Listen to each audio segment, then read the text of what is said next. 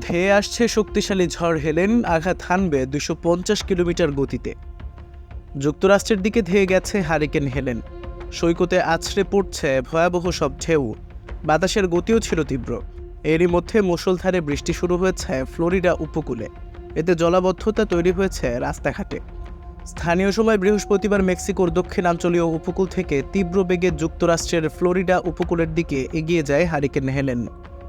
এর আগে ক্যাটাগরি 4 হারিকেনের সতর্কতা দিয়ে যুক্তরাষ্ট্রের আবহাওয়া দফতরের পূর্বাভাসে জানানো হয়েছে প্রতি ঘন্টায় 250 কিলোমিটারের বেশি গতিবেগে ধেয়ে আসছে হেলেন। এর প্রভাবে জর্জিয়া ও ক্যারোলাইনায় বাড়তে পারে পানি। জরুরি সতর্কতা জারি করা হয়েছে ভার্জিনিয়া অঙ্গরাজ্যেও। মেক্সিকো উপকূল থেকে ক্রমশ ফ্লোরিডার দিকে এগিয়ে গেলেও এখনও ব্যাপক তাণ্ডব চালাচ্ছে দক্ষিণাঞ্চলীয় উপকূলে। এতে ব্যাপক ক্ষতির মুখে পড়েছেন উপকূলীয় বাসিন্দারা। বন্যার পানিতে ভেসে গেছে রাস্তাঘাট ও ঘরবাড়ি। সরিয়ে নেওয়া হয়েছে বহু বাসিন্দাকে।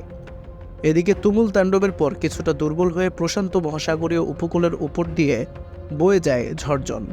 তবে এটি আরও শক্তিশালী হতে পারে বলে সতর্কতা জারি করেছে মেক্সিকোর আবহাওয়া বিভাগ। এরই মধ্যে জনের আঘাতে বিদ্যুৎ বিচ্ছিন্ন হয়ে পড়েছে 1 লাখেরও বেশি বাড়িঘর। ভেঙে পড়েছে গাছপালা ও বাড়িঘর। 4,000-এর বেশি বাসিন্দাকে সরিয়ে নেওয়া হয়েছে নিরাপদ স্থানে।